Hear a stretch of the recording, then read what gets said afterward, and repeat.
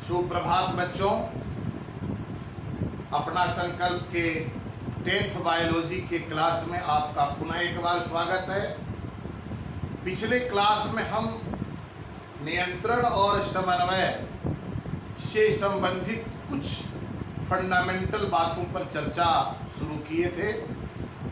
आज उसी को आगे बढ़ाते हुए हम आपको ये बताना चाहेंगे कि हमारे सजीव जगत के जीवों में जो रचनात्मक और क्रियात्मक विविधताएं हैं, उसके आलोक में, उसके कारण नियंत्रण और समन्वय की क्रिया भी अलग अलग जीवों में अलग अलग प्रकार से देखी जाती है। और यदि इसके हम संपूर्ण स्वरूप पर चर्चा करें, उसके संपूर्ण स्वरूप का विश्लेषण करें, तो एक तथ्य उभर कर सामने आती है कि नियंत्रण और समन्वय, control and coordination are divided into 2 parts. ये 2 भागों में बढ़ जाते हैं। एक को हम रासायनिक नियंत्रण और समन्वय कहते हैं, जबकि दूसरे को तंत्रिकीय नियंत्रण और समन्वय कहा जाता है।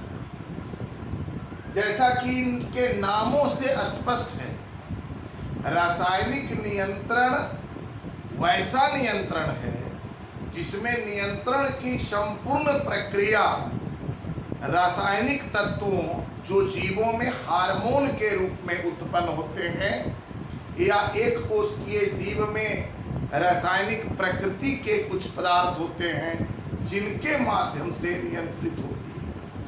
अगर रासायनिक पदार्थ या हार्मोन के माध्यम से नियंत्रण हो रहा है तो ऐसे नियंत्रण को हम रासायनिक नियंत्रण और समन्वय करेंगे। भाषागत रूप में, जब किसी जीव में नियंत्रण एवं समन्वय की क्रिया उनके हार्मोन या रासायनिक तत्वों द्वारा नियंत्रित होती है तो इसे रासायनिक नियंत्रण समन्वय कहा जाता है। अब आप पूछेंगे कि इस प्रकार का नियंत्रण किन जीवों में होता है, तो आप जान लें कि लगभग सभी जीवों में रासायनिक नियंत्रण और समन्वय की स्थिति पाई जाती है। एक कोशिकीय जीव हो, बहुकोशिकीय जीव हो, विकसित पौधे हो या मनुष्य सहित विकसित जंतु हो, सभी में रासायनिक नियंत्रण और समन्वय देखे जाते हैं। दूसरा नियंत्रण और समन्वय है तंत्रिकीय नियंत्रण और समन्वय। इसमें क्या होता है कि संबंधित जीव के शरीर में तंत्रिकाओं का एक जाल बिछा होता है, एक जाल जैसी रचना होती है जो संपूर्ण शरीर में फैली होती है और वह अपने नियंत्रक अंगों से जुड़ी होती है। अब ये तंत्रिकाओं का जाल और उससे अटैच जो नियंत्रक अंग हैं, उनके मदद से यदि किसी जीव में नियंत्रण और समन्वय हो रहा है तो उसको हम तंत्रिकीय नियंत्रण समन्वय कहेंगे। भाषा के रूप में दिखे तो जब किसी जीव में उनके नियंत्रण एवं समन्वय के लिए तंत्रिकाओं और उसके नियंत्रित अंगों द्वारा बने तंत्रिका तंत्र द्वारा होता है। तंत्रिकाओं का जाल और उसके नियंत्रक अंग आपस में मिलकर एक तंत्रिका तंत्र बनाते हैं। उस तंत्रिका तंत्र के माध्यम से यदि नियंत्रण हो रहा है तो उसको हम तंत्रिकीय नियंत्रण कहेंगे। और जान लें कि यह तंत्रिकीय नियंत्रण मनुष्य सहित विकसित जंतुओं में ही पाए जाते हैं, पौधों में नहीं पाए जाते हैं, एक कोशिकीय जीवों में नहीं पाए जाते हैं। यह केवल और केवल विकसित जंतुओं में, जिसमें मनुष्य भी शामिल है, में तंत्रिकीय नियंत्रण पाया जाता है। अब यहाँ आप गौर कर रहे होंगे कि कुछ ऐसे जीव हैं जिसमें केवल रासायनिक नियंत्रण और समन्वय होते हैं, लेकिन मनुष्य एक ऐसा जीव है, मनुष्य एक ऐसा उदाहरण है जिसमें रासायनिक और तंत्रिकीय दोनों प्रकार के नियंत्रण देखे जाते हैं। अब हम ये फंडामेंटल टाइप्स थे नियंत्रण और समन्वय के, जो 2 भागों में बताए गए। अब हम पार्टिकुलराइज विशेष कर से एक एक करके पौधे और जंतुओं में नियंत्रण को देखेंगे। पहले पौधों में, फिर जंतुओं में। पौधों में नियंत्रण और समन्वय। इससे पहले कि हम उनके अंदर उत्पन्न होने वाले हार्मोन और उसकी रासायनिक प्रकृति द्वारा होने वाले नियंत्रण और समन्वय की चर्चा करें, हम आपको उससे अलग हटकर पौधों में पाए जाने वाले एक विशिष्ट क्षमता का परिचय देंगे और उसके कारण उसके शरीर में जो परिस्थितियां उत्पन्न होती हैं उस पर चर्चा करें। बाह्य उद्दीपन या उत्तेजनशीलता। उत्तेजनशीलता, ये 2 टर्म है जो सभी सजीवों पर लागू है। आप सपोज करें कि हम यहाँ आपसे बात कर रहे हैं, लेकिन पीछे से कोई एक गर्म पदार्थ हमारे पीठ पर स्पर्श कराई जाए तो हम क्या होगा, हम उसके प्रति अनुक्रियता दिखाएंगे, हम बचने का प्रयास करेंगे। कोई कांटा या कोई मच्छर यदि काट रहा हो पीछे तो हम उस पर अपनी अनुक्रियता दिखाते हैं। बच्चों, यह सभी जीवों में लगभग पाई जाने वाली विशिष्ट क्षमता, लेकिन पौधों में यह क्षमता उनके कई सारे गतियों के लिए उत्तरदायी होती है। इसी क्षमता के कारण पौधों में कई प्रकार की गतियां उत्पन्न होती हैं, हम उसको देखेंगे। जीवों में बाह्य कारकों के प्रति अनुक्रियता प्रदर्शित करने की विशिष्ट क्षमता पाई जाती है। पौधों में यह क्षमता उनमें विभिन्न प्रकार की गतियां उत्पन्न करती हैं। अब आप इसे यूं समझें कि पौधों में जो नियंत्रण और समन्वय है, वह गति यदि किसी पौधे में उत्पन्न हो रही है तो वह भी नियंत्रण और समन्वय के दायरे में आएगी। हम उस तथ्य का अध्ययन करेंगे कि व्हाट इज द रीजन, उसका कारण क्या है। वो पौधे यदि गति दिखा रहे हैं तो उस गति के पीछे कारण क्या है। तो कुल मिलाकर इसमें जो गतियां उत्पन्न होती हैं पौधों में, उसे हम 2 भागों में बांट सकते हैं।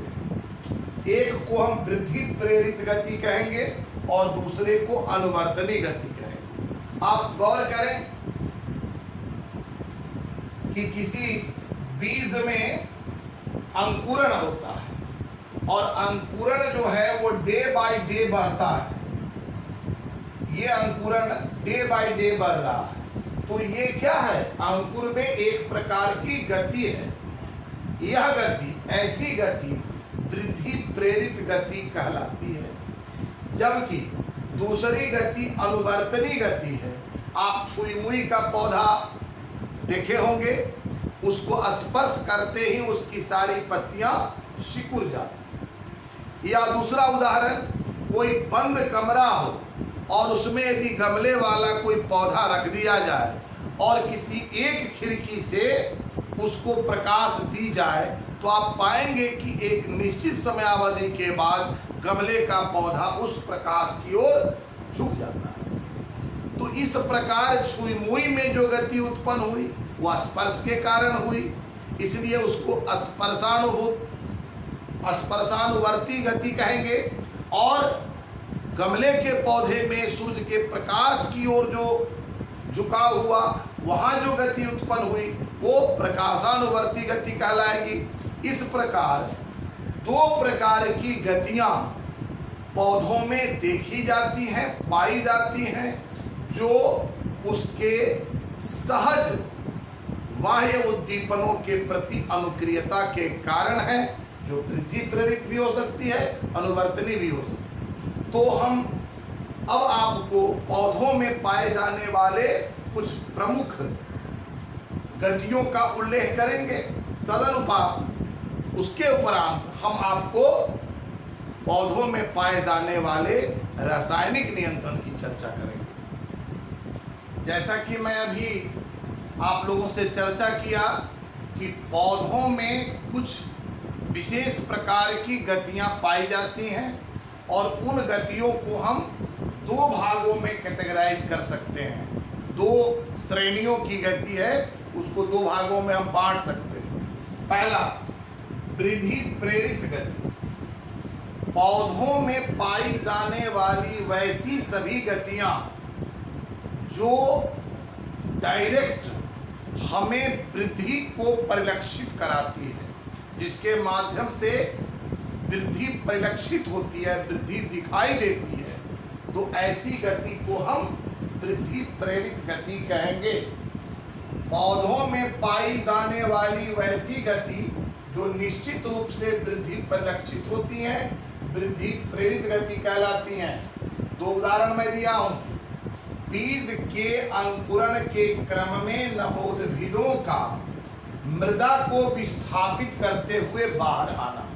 आप बीज को मिट्टी के अंदर डालते हैं, लेकिन जर्मिनेशन के पश्चात उसके जो प्रांकुर हैं वो मिट्टी को हटाते हुए बाहर आए हैं। निश्चित रूप से जहां उनका पोजीशन था वहां से बाहर आए, एक गति हुई, लेकिन यह गति साथ साथ हमें यह भी दिखाती है कि यहाँ वृद्धि हो रहा है। इसलिए ऐसे गति को हम वृद्धि प्रेरित गति करें। दूसरी बात, आरोही पौधे, कद्दू है या फिर आपके मनी प्लांट हैं, अंगूर है, आप इसको देखेंगे तो आप स्पष्ट पाएंगे कि पौधे के जिस भाग को सहारा मिल गया ऊपर चढ़ने का, आरोही पौधे हैं इसलिए ऊपर चढ़ना इनकी प्रकृति है, तो जिनको सहारे मिल गए वे उनका विकास तेजी से होता है,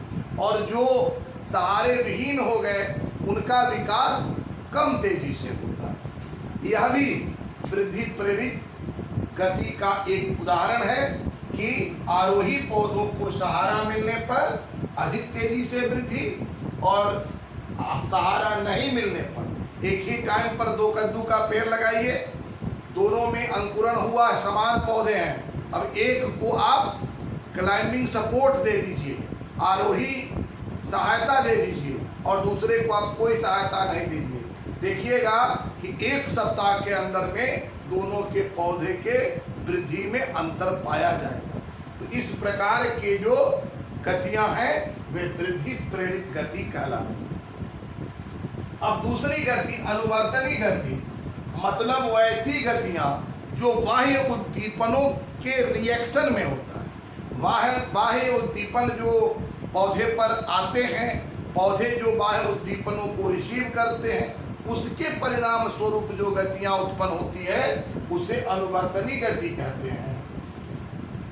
और इसमें चार प्रमुख अनुवर्तनी गति देखी जाती है। पहला प्रकाशानुवर्तन, दूसरा गुरुत्वानुवर्तन, तीसरा रासायनिक अनुवर्तन और चौथा जलानुवर्तन। ये चार प्रकार, प्रकाश के कारण अगर गति हो रही है तो प्रकाशानुवर्तन, गुरुत्वाकर्षण के कारण कोई गति हो रही है तो गुरुत्वानुवर्तन, किसी पार्टिकुलर रसायन के कारण यदि गति कारण में आती है, गति अस्तित्व में आती है तो वो रासायनिक अनुवर्तन, और जल के प्रभाव से यदि कोई गति उत्पन्न हो रही है तो ये जलानुवर्तन कहलाएगा। इस प्रकार पौधों में कुछ गतियां पाई जाती हैं जिसका परिचय आप लोगों को दिया गया।